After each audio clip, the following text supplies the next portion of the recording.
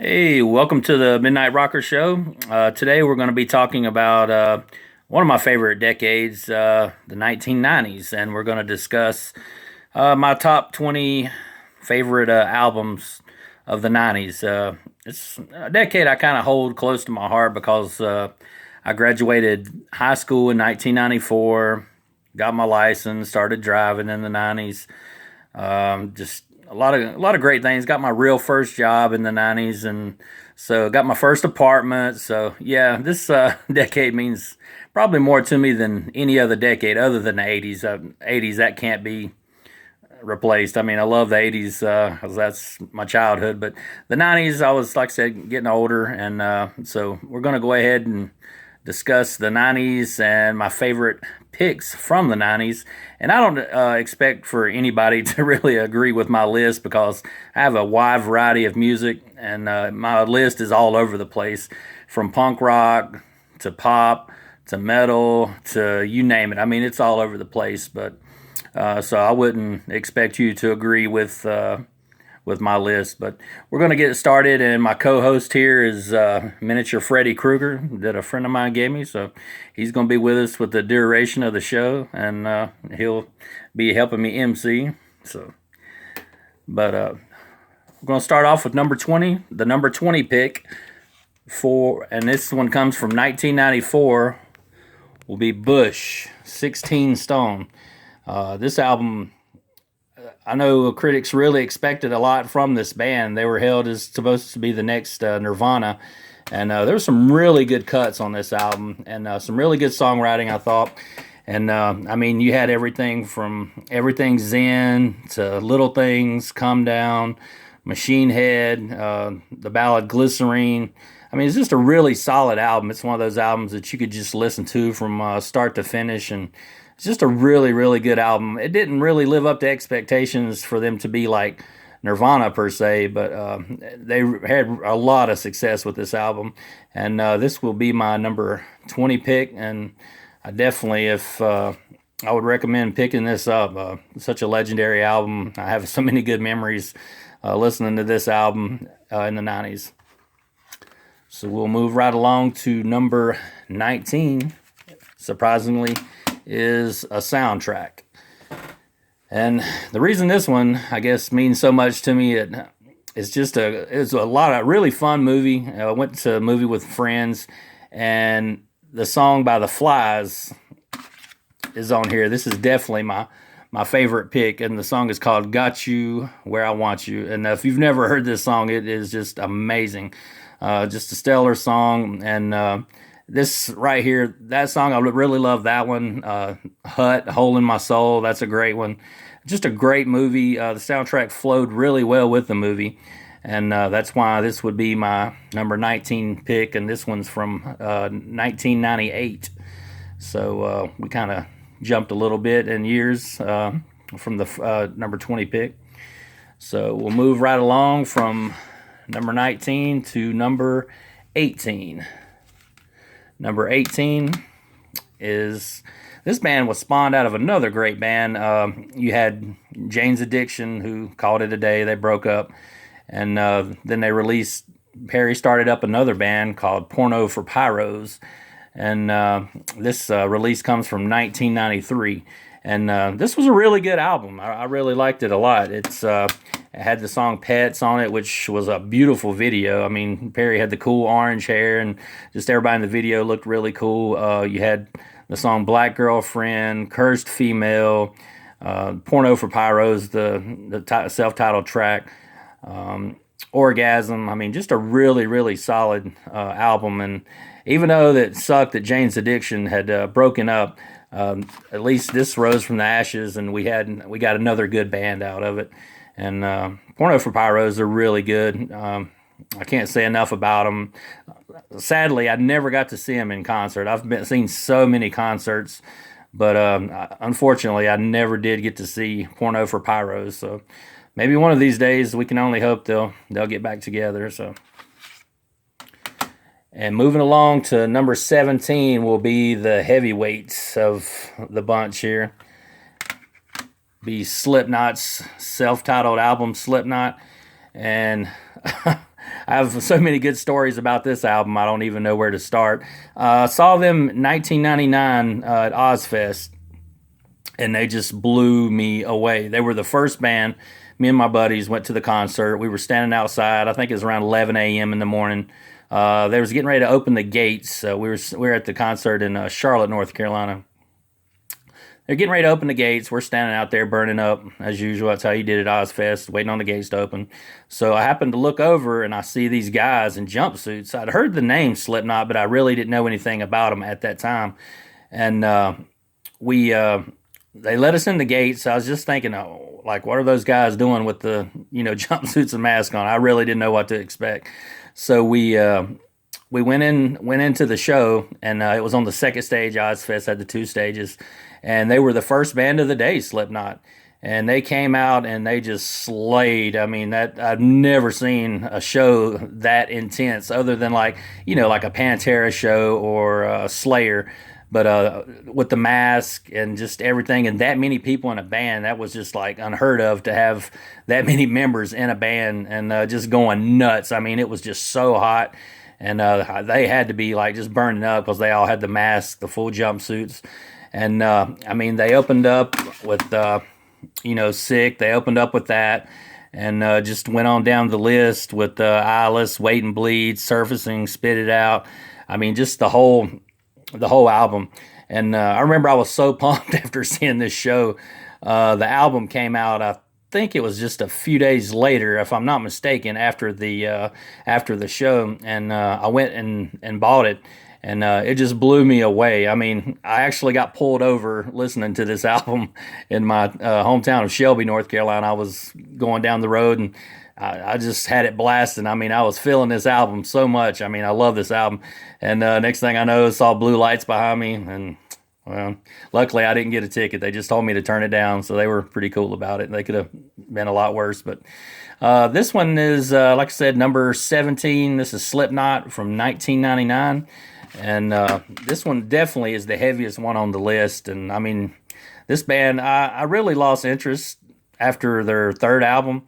I don't know. I didn't like the direction they went in, and it seems like when he did Stone Sour, I don't know. It seemed like the Stone Sour stuff kind of bled into their material, like once that started, and just kind of lost interest. But I do still love them. I love those first two albums the best, of course. But yeah, that's my number 17 pick. So moving right along is more of a homegrown band. They're called Buzz Oven, and this album is called Soar, and it is from 1994. And this band, they were one of the first bands from our area to have some pretty good success. We've had others like Animal Bag, AntiScene, but these guys right here, I just always just love their artwork on their albums, their music. It was like punk and metal mixed together. It was really hard to pin like a name or a genre on their music. I mean, it was a little punk, it was a little metal, it was a whole lot sludgy. That was what I loved about it. And as you can see, you got beautiful artwork on this CD here, and it was released by Roadrunner. So not many bands from around here have been on Roadrunner's label. So we were really proud of those guys. That was actually one of my first tattoos. Also was a Buzz Oven tattoo, and I'll flip it over and you can see some of the artwork. This right here is Kurt Fisher, kind of a local hero to me. And then they moved to Richmond, Virginia later on, and they relocated there, and they were there for a few years, and they eventually moved back to Charlotte. But yeah, this band here is so good. Please check them out. It's got that cool, just really slow, sludgy, and then they can just get faster. Really good band. They got some really good cuts on here, like Unwilling to Explain, Hollow. My favorite cut is track number 6, Broken. Oh, it's just so good, and it's got the cool breakdowns, real sludgy. Definitely check that one out. And plus, it's got clips from the movie Full Metal Jacket at the beginning of Broken, so that's always cool. So to have clips of audio clips before the song starts. But that's my number 16 pick, Buzz Oven from 1994, and the album was called Soar. And coming up, number 15 is the Mighty Helmet, Page Hamilton and company.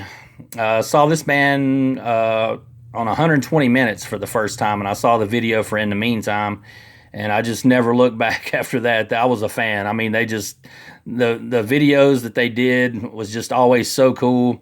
Their delivery of their music, just their stage presence. I saw them open for Primus in Charlotte, and they just Primus didn't have a prayer. I mean, Helmet blew them off stage. It was the classic lineup.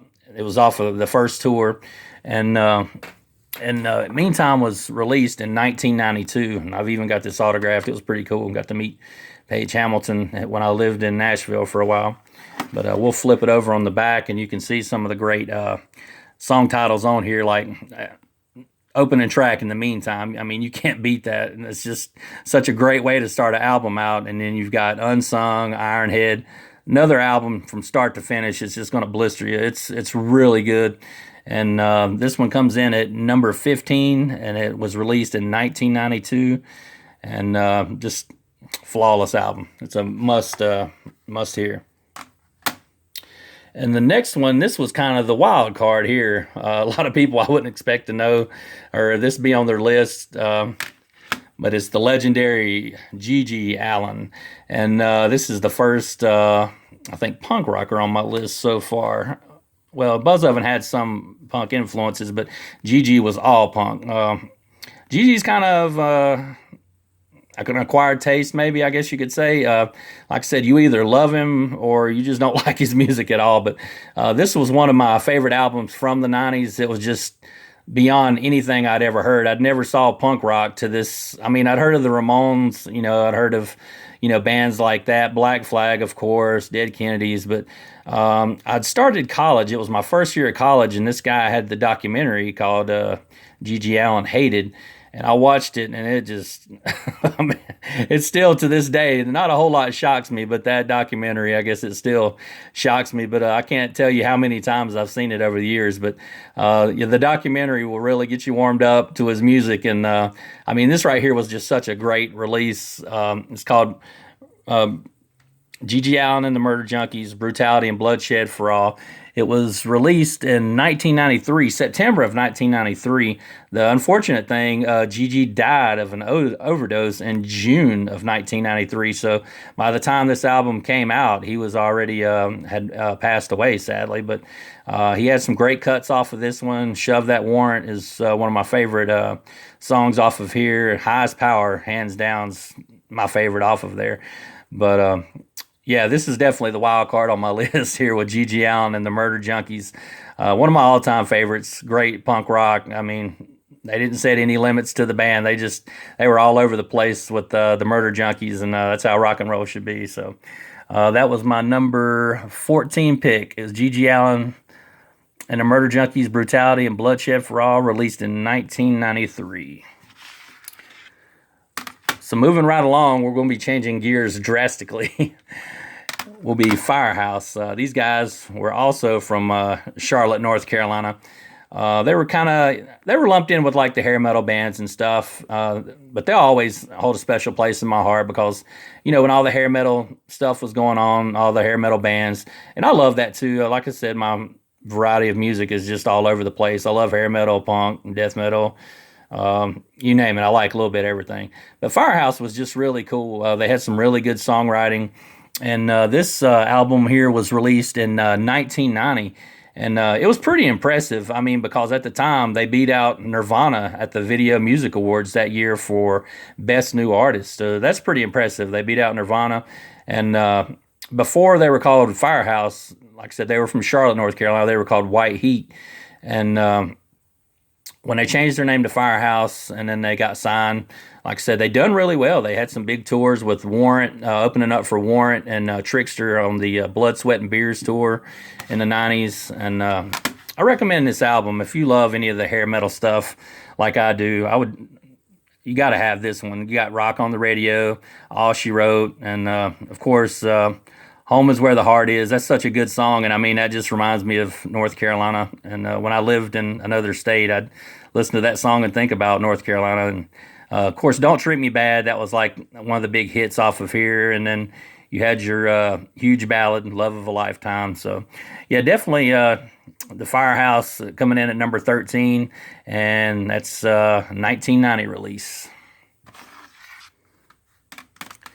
And moving right along, this band, they're from the South also, and I was really impressed the first time I heard them. This was actually the first album I heard from them, but they had albums out before this. They're from Atlanta, Georgia. They're called Driving and Crying, and the name of this album is Fly Me Courageous, and it came out in 1991, and this is number 12 on my top 20 list.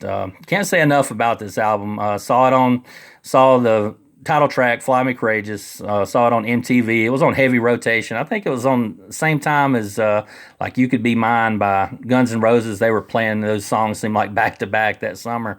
It was a really good summer for music, and of course, MTV don't do that anymore. So the good old days. But this is just a really good album. You can check out some of the good Round the Block Again, Chain Reaction, Fly Me Courageous. Let's Go Dancing, that's personally my favorite. Together, that's a really, really good song, one of my faves. And Build a Fire, that's the one that seemed like everybody gets the crowd moving on. And Kevin Kinney, he's just got such a unique voice and just a great songwriter. And I always definitely recommend this to anybody. It's number 12 on my list, Driving and Crying, Fly Me Courageous from 1991. Moving right along, a friend of mine gave me this CD right here. The band is called Acid Bath. They're from Houma, Louisiana. And this comes in at number 11 on my list. And this band, they're very special to me. I've just always had a soft spot for New Orleans, and they're just right outside of New Orleans, like I said, in Houma, Louisiana. My friend, she worked for their label at the time, and she had an advanced copy, so she gave it to me. And she's like, I think you might like this. And I'd never heard of them at all. Took it home, popped it in the CD player, and I was just hooked. This band, the voice, the lyrics, you have Dax Riggs on vocals. You have Sammy on, which is in the band Goat Horror. He started another band after Acid Bath broke up. You had him that gave the band the crunch with the guitars and the backing like death metal vocals at times. And then you had Dax's just very creepy lyrics and just really dark lyrics. And I mean, the boy can write lyrics like there's no tomorrow.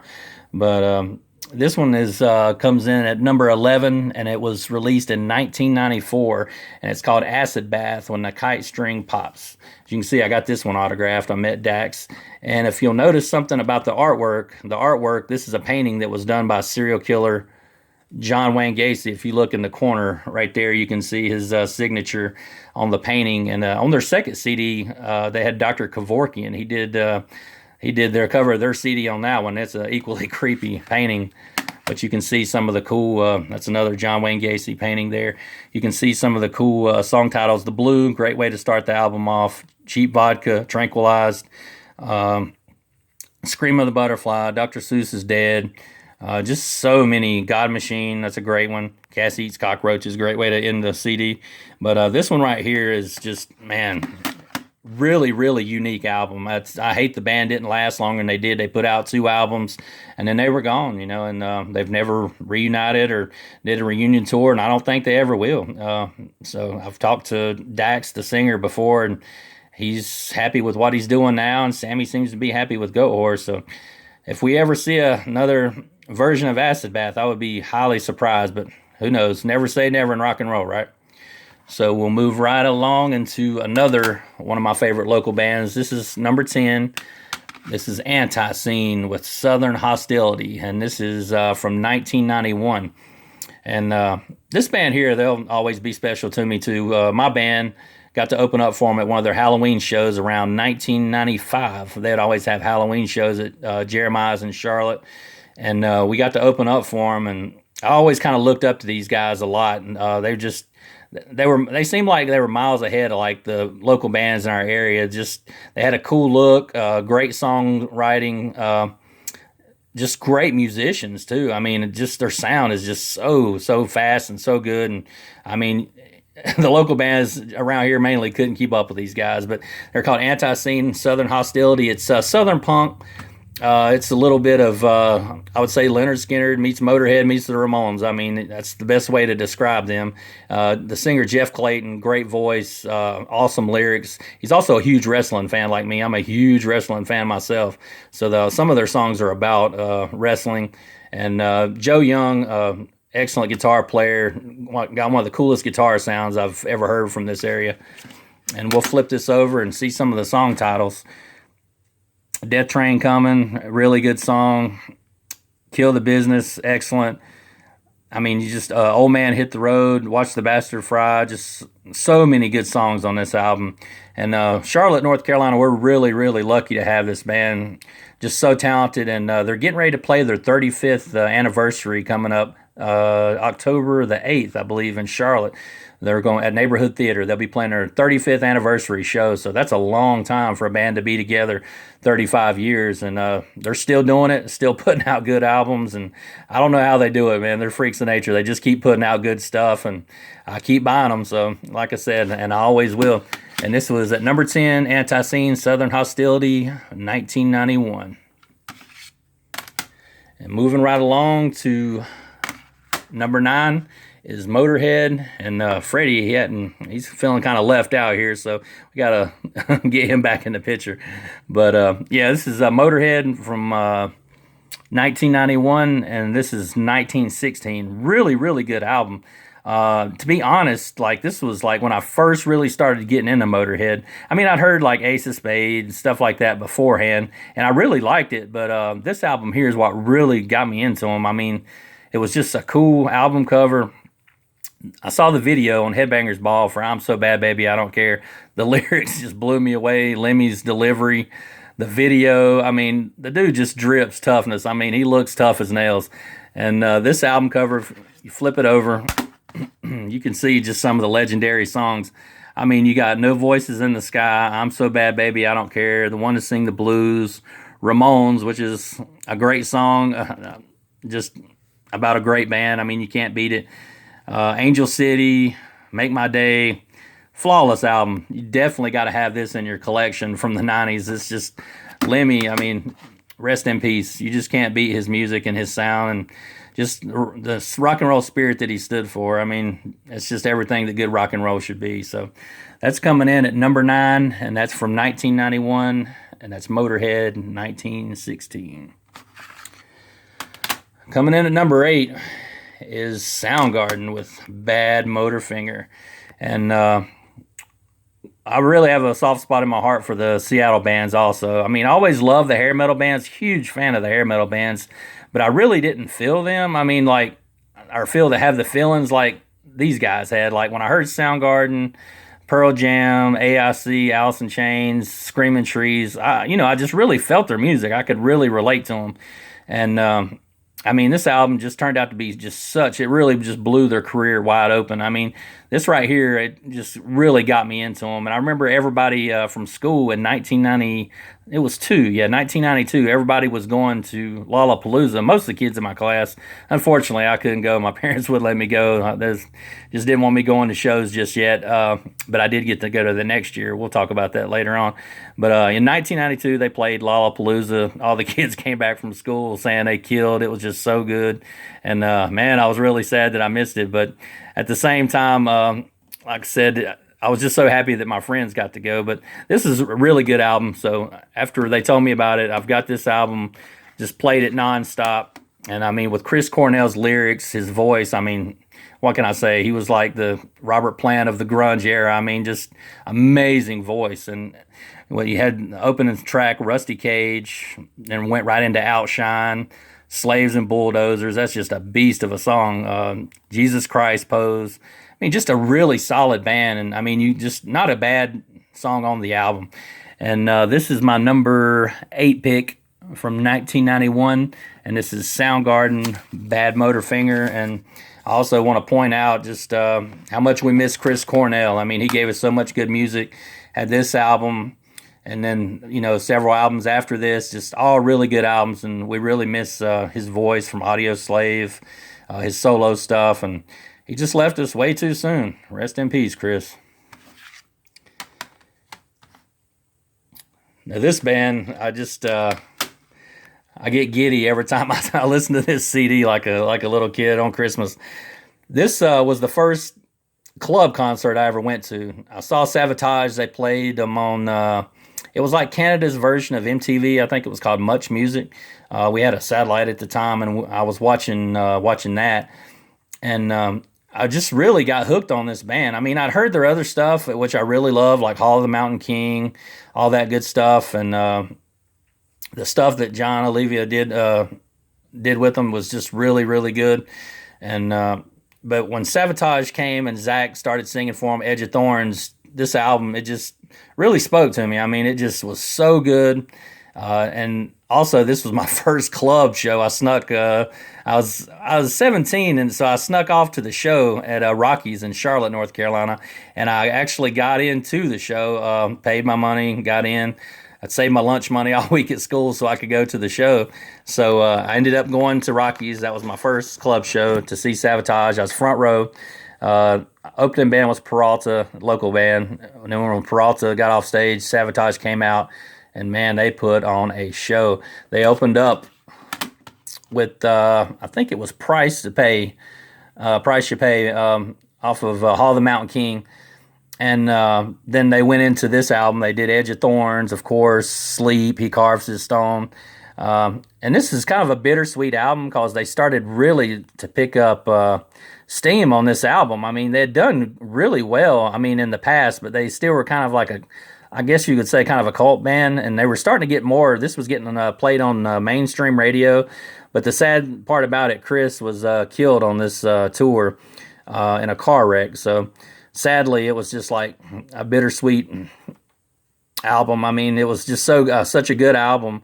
And then weeks after I saw Chris and Sabotage in Charlotte, he was hit and killed, I think, by a drunk driver. And that was just really a bummer because he was such a nice guy that night. They put on a great show.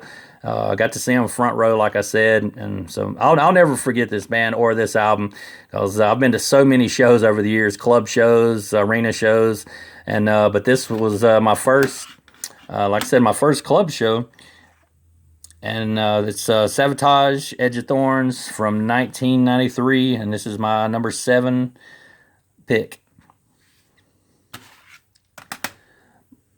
Moving right along to number 6, we have Pantera, Vulgar Display of Power. Just this, I mean, how could you not want to listen to this? I mean, look at the cover. I mean, you get the smash to the face with a fist. It's called Vulgar Display of Power.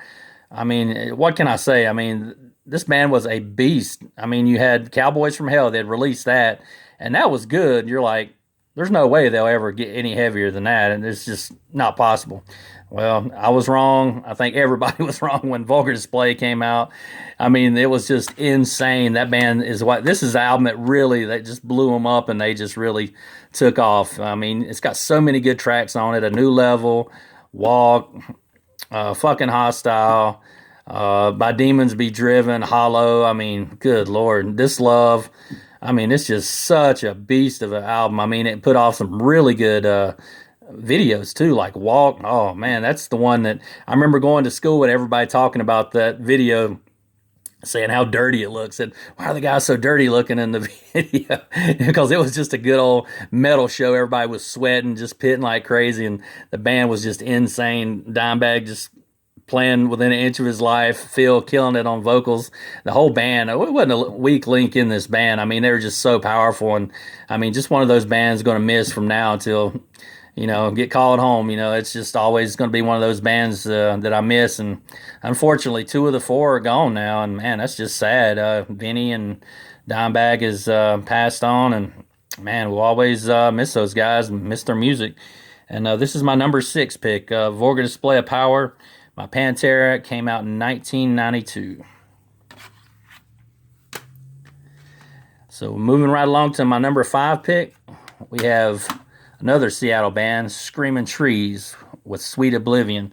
And this is my number 5 pick, Screaming Trees, Sweet Oblivion. It was released in 1992.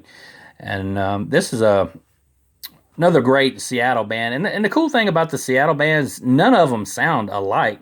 I mean, you can point to any Seattle band, and you can't say, well, they sound like this band, or they sound like that band, because they don't. I mean, Mark Lanigan, the singer, he kind of had a Jim Morrison thing going for him. Another great songwriter. Lyrics, man, his lyrics are just so good. And I mean, this album put out so many good hits. Nearly Lost You, legendary video, legendary song. Dollar Bill, More or Less, Shadow of the Season. I saw them on this tour, and I think it might have been the second concert I ever saw. It was at Carowinds in Charlotte, North Carolina, and Screaming Trees opened the show, and then it was Screaming Trees, Soul Asylum, and Spin Doctors, and Screaming Trees won me over. I mean, they were definitely the best band that day, and they opened up with Shadow of the Season. I'll never forget it, and just their sound and just the way they held and carried themselves on stage. I knew I had to buy the cassette, so as soon as the show was over, and like I said, I think it was a couple days later, we went home from the show. A couple days later, when I could get out to Sound Shop, I bought the cassette. Sound Shop was our local music store, and I bought the cassette, and the rest is history. I mean, I've followed them ever since. And if you get a chance, definitely pick this up if it's not in your collection. I know people normally, when you think Seattle, they think Alice in Chains, Pearl Jam, Soundgarden, Nirvana, but these guys here, do not overlook these guys or don't sleep on these guys. They're really good. Coming in at number 4 is a 1992 release. It's Animal Bag with their self-titled CD. Now, these guys here are actually from Shelby, the singer, let me take that back, is from Shelby, North Carolina, which his name's Luke Edwards. The rest of the band is from Charlotte, which is not too far away, like 45 minutes or something like that.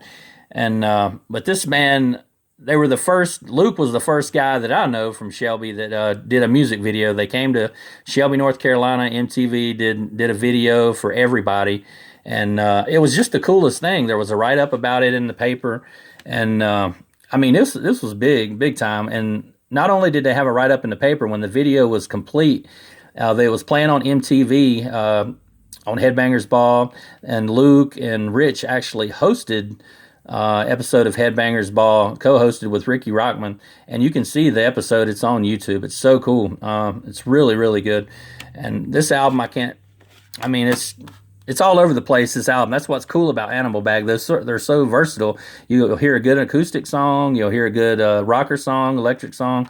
I mean, it's just all over the place. Darker Days, excellent song. Their big hit off of this one that everybody really jams on is Everybody. That's the name of the track. But you got so many Missing Out, Cheerful, Mary in the Rain, Moon Song, Personal Demons. My personal favorite off of the album is Mirrored Shades. It's just really good songwriting and just a really sweet message to the song itself. And another sad thing about this band also, 2 of the 4 members are gone. The only members remaining are Luke Edwards. He's still alive. He's doing the Grassabillies right now, which are doing really well. They're a really good bluegrass band. And then Otis, the bass player, he's still alive, and he's doing a band called M4 Messenger, which they're getting ready to release a new album, and I've heard cuts off of it, and it's excellent music. I definitely would check it out. But rest in peace, Rich and Boo. Boo, the drummer, he